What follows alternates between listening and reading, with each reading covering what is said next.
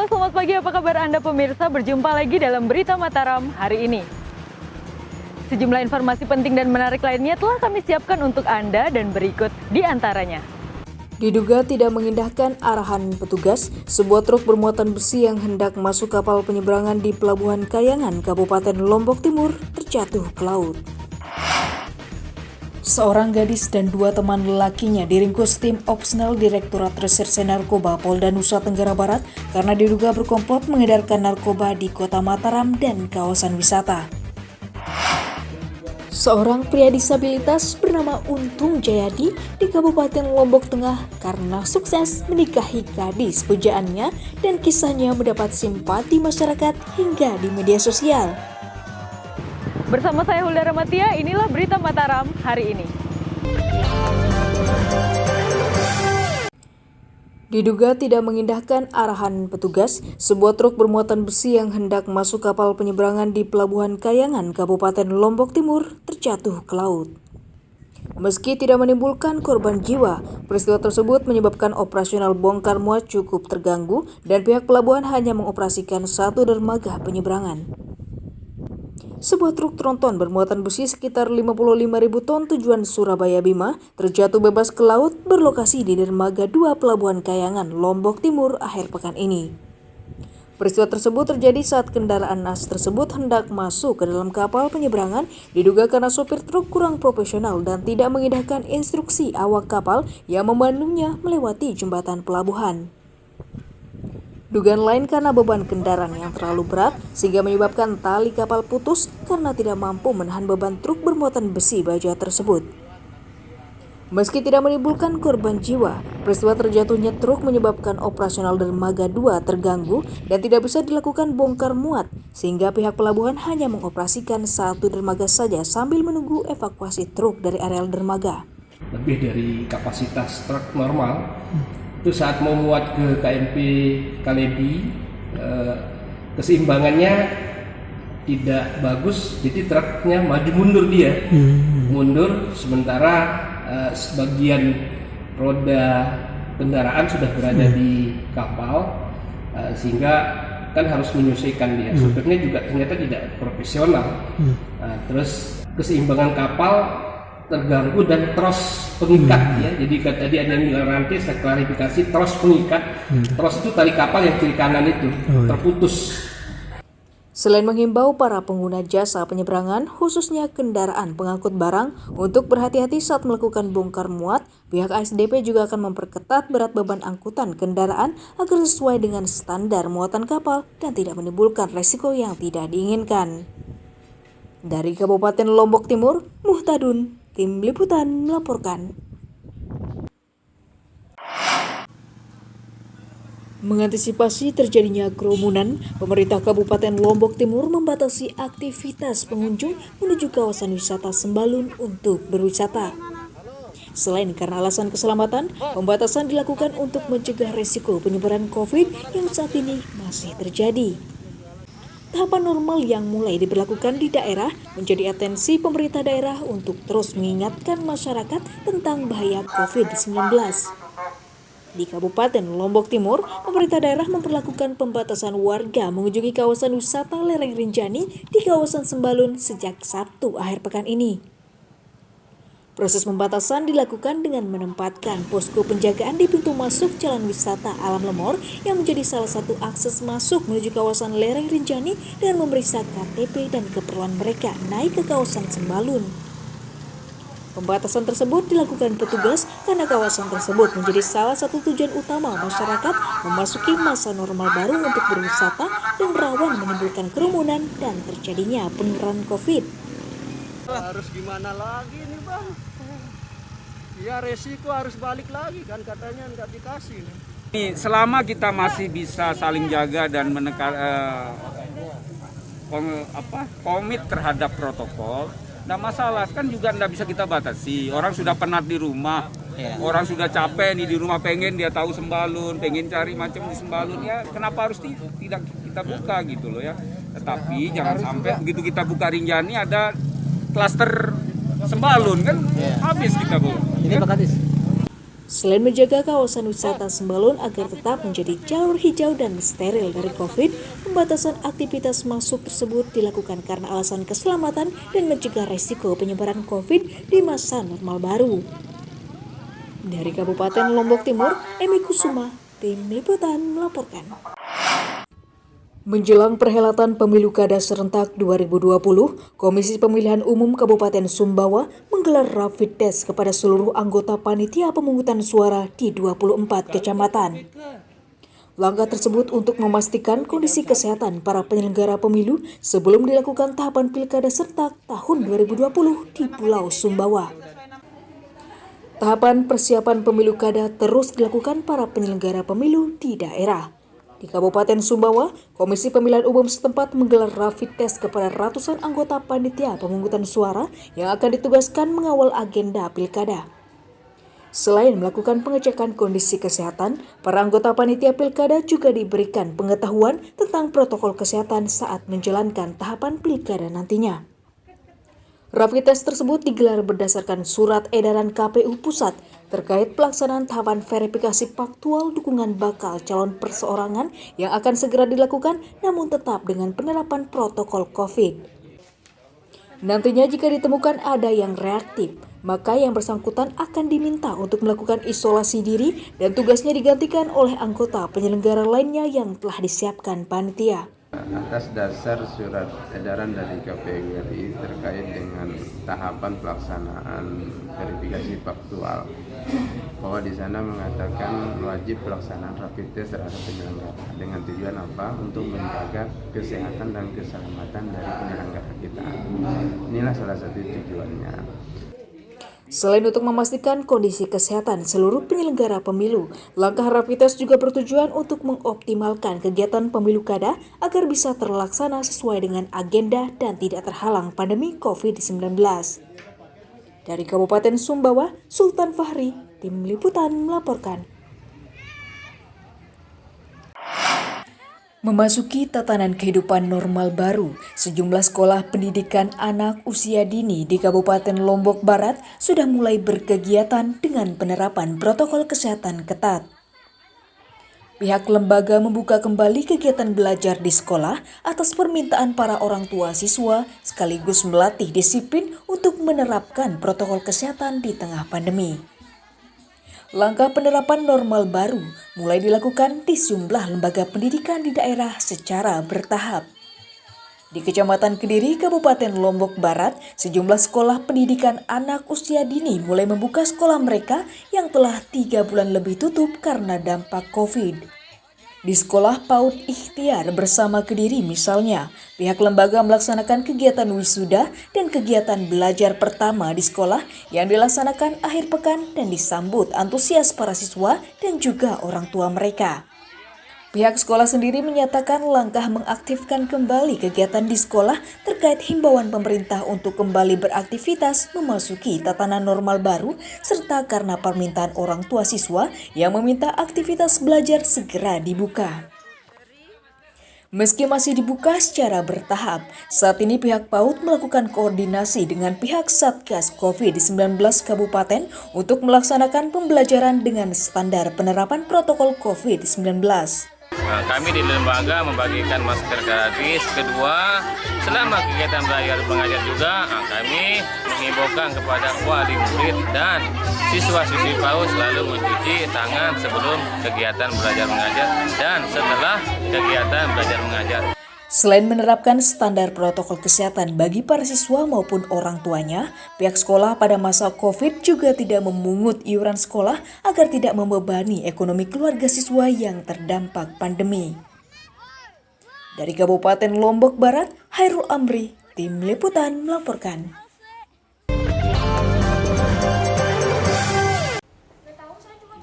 Seorang gadis dan 2 teman lelakinya diringkus tim Opsnel Direktorat Reserse Narkoba Polda Nusa Tenggara Barat karena diduga berkomplot mengedarkan narkoba di Kota Mataram dan kawasan wisata. Para pelaku diringkus usai mengambil paket berisi narkoba di kantor jasa pengiriman yang sengaja dibungkus rapi dan dilaporkan berisi garam yodium. Beginilah video amatir rekaman penangkapan komplotan pengedar narkoba yang melibatkan seorang gadis dan 2 orang teman lelakinya yang dilakukan tim opsional di Tres Narkoba Polda Nusa Tenggara Barat akhir pekan ini. Pelaku adalah seorang wanita berinisial D alias Ines, 21 tahun asal Purbalingga, Jawa Tengah yang diringkus usai keluar setelah mengambil barang dari sebuah kantor jasa pengiriman paket antar daerah di Kota Mataram. Saat digeledah, barang yang diambil pelaku ternyata berisi paket sabu seberat 50,31 gram yang disembunyikan dalam garam yodium untuk mengelabui petugas. Setelah menangkap Ines, petugas selanjutnya bergerak meringkus 2 teman pelaku lainnya, yakni MT alias Opan 31 tahun dan Navo 33 tahun, keduanya asal Mataram yang ditangkap di 2 tempat berbeda. Dari keduanya, petugas menyita 15 paket sabu siap edar dengan berat bruto 9,85 gram, uang Rp1.550.000, 1 buah ATM, alat hisap, dan timbangan elektrik. Jadi ada 3 tersangka. Satu yang datang jemput, kemudian diarahkan, diikuti undercover ke siapa yang menyuruh dia, menyuruh dia ambil lagi, kemudian dikembangkan ke orang ketiga. Kasus narkotika yang melibatkan para pelaku saat ini terus didalami petugas untuk melacak konsumen berikut asal muasal barang haram tersebut didapatkan dan atas perbuatannya para pelaku dijerat pasal 114 ayat 2 Undang-Undang RI nomor 35 tahun 2009 tentang narkotika dengan ancaman hukuman 4 tahun penjara. Dari Kota Mataram, Awaludin, Tim Liputan melaporkan. 2 pemuda pelaku tindak pidana pencurian dengan kekerasan berhasil diringkus tim unit reserse kriminal Polsek Lingsar Mataram karena diduga menjamret HP milik warga di sejumlah lokasi. Selain 2 pelaku, petugas juga menyita 3 unit HP dan sepeda motor milik pelaku sebagai barang bukti. 2 orang pemuda masing-masing berinisial DA 21 tahun dan SP 20 tahun asal Lingsar Narmada karena diduga menjadi pelaku jambret di sejumlah lokasi jalan protokol di Kota Mataram. Penangkapan pelaku berdasarkan laporan korban yang mengaku kehilangan HP karena dijambret para pelaku dengan cara dipepet di salah satu jalan protokol saat hendak pulang ke rumahnya. Berdasarkan laporan ciri-ciri pelaku dan juga melacak sinyal GPS HP korban, petugas akhirnya berhasil meringkus para pemuda pelaku jambret di rumah usai memposting HP korban untuk dijual di media sosial. Selain menangkap 2 pelaku, petugas juga menyita 3 unit HP yang dijambret di 3 lokasi berbeda dan sebuah sepeda motor yang digunakan saat beraksi. Ironisnya, salah satu pelaku berinisial DA baru 1 minggu keluar dari penjara dan tengah menjalani proses asimilasi usai menjalani masa hukuman dalam kasus yang sama. Dengan inisial DA, umur 21 tahun, yang salah satunya ini adalah residivis 363. Kemudian yang satunya adalah inisial A, 28 tahun, TKP di Pura Lingsar. Dari pengakuan si pelaku sudah melakukan aksinya sebanyak 4 kali.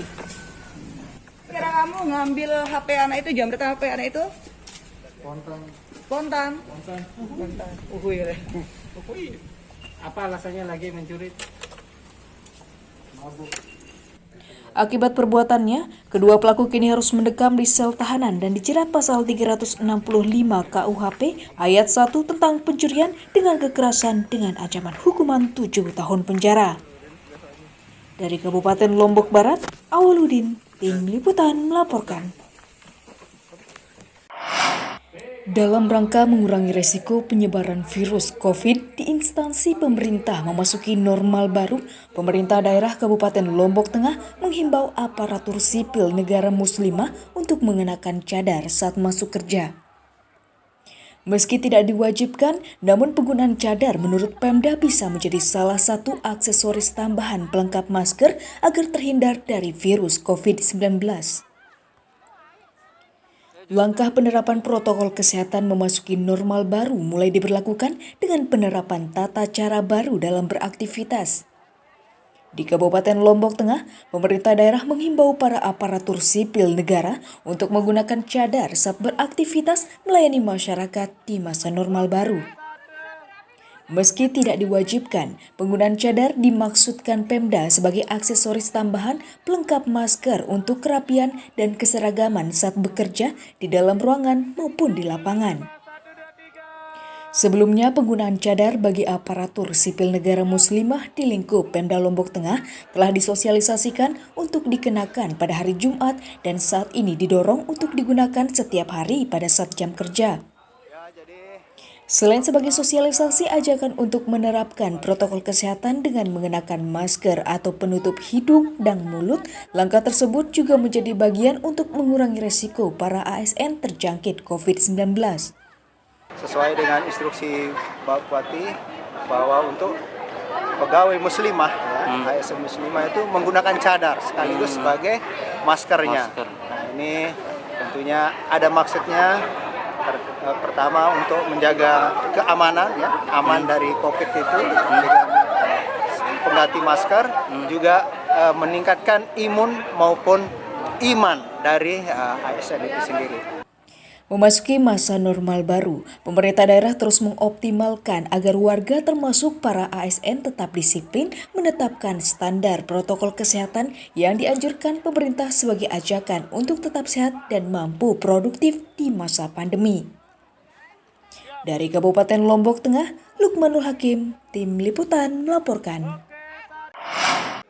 Rencana pembukaan kawasan wisata di Kabupaten Lombok Barat disambut baik para pelaku usaha hiburan dengan mulai berbenah dan bersiap menyambut masa normal baru.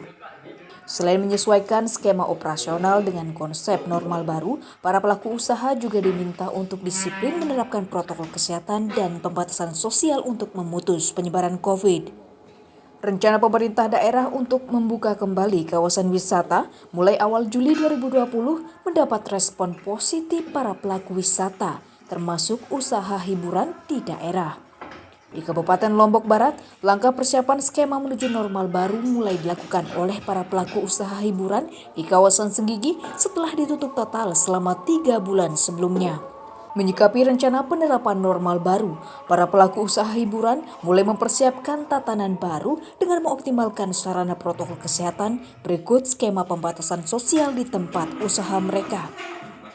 Dalam standar yang diterapkan menuju tatanan normal baru, para pelaku usaha hiburan wajib untuk menerapkan standar protokol kesehatan seperti menggunakan alat pelindung berupa masker, sarung tangan, pelindung wajah, serta menyediakan alat cek suhu tubuh, tempat cuci tangan, dan cairan pembersih atau hand sanitizer.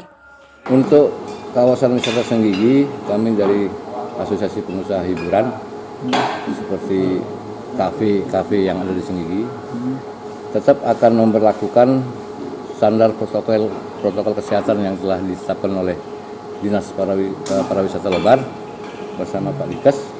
Jadi seperti tadi Pak Jai sudah bilang, kita sudah siapkan pertama dari mulai tempat cuci tangan, terus kita cek suhu tubuh sebelum masuk, dan kita juga udah siapkan protokol social distancing di baik itu di room karaoke maupun di hall.